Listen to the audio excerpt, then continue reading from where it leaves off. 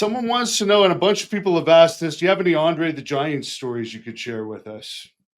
Um, Andre, yeah, well, this is a good one. We always stay in the Keio Plaza in Tokyo. It was like an 80-story high building, big, beautiful, huge hotel, beautiful place. And we'd always come in, usually into the Keio, and then we'd hop a bus or we'd hop a train or the bullet train from there and then travel the country, do our tours, and then wind up back at the Keio Plaza before we'd take whisked off to the airport and fly out.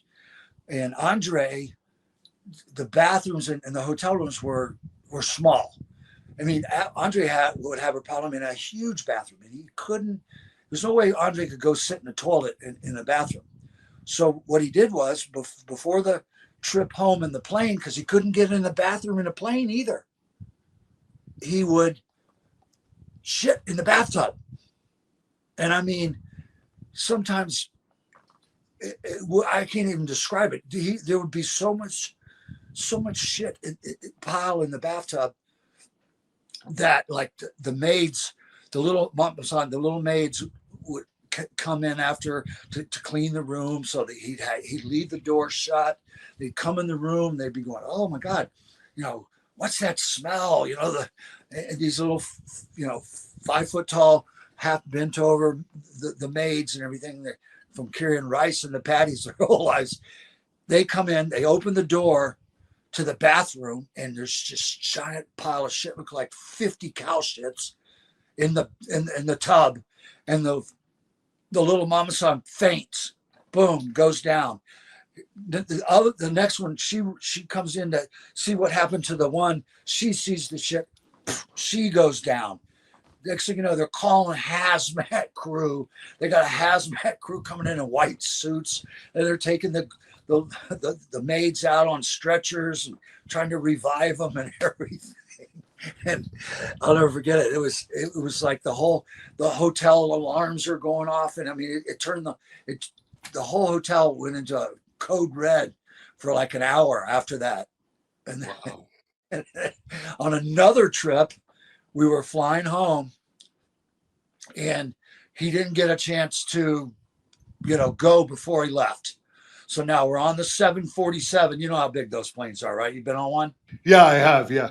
Yeah, they got the upstairs. Some of them even have a full bar, all kind of shit upstairs, and then towards the back of the plane, they had They had these big restrooms even, but he still really couldn't fit in those, and because he was so tall. And we wound up. He had to go, so the flight attendants wound up coming to the very back because there's like 2 or 3, areas where they prepared meals and stuff. You had 300 or 400 people on these planes. That takes a lot of space. They strung up a huge garbage bag in the back of that area, the preparation area, and they pulled the curtains on both sides. And he went back. He got back there, and man, he's letting loose some farce. I mean, it's just the sounds.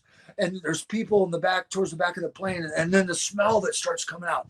And there was a few of the boys on the plane, not a lot, but we are all dying. We're just on the floor laughing. There's people in the back of the plane. It's terrible. We're laughing at, but the people, the smell was coming off that garbage bag full of shit, because he's just going and going and going. And there's people throwing up and crying and screaming. So they're holding the garbage bag under his ass, basically? Basically, yeah. Oh, my God. Yeah. And the poor flight attendants, they were so horrified. A couple of them had to just go and sit down. They couldn't even, they had to take a couple hours off duty. They couldn't even handle it. They were just so grossed out, so horrified. And it didn't bother Andre a bit. He just, he could just said like this, said, okay, went back up to first class, sat down and started drinking again.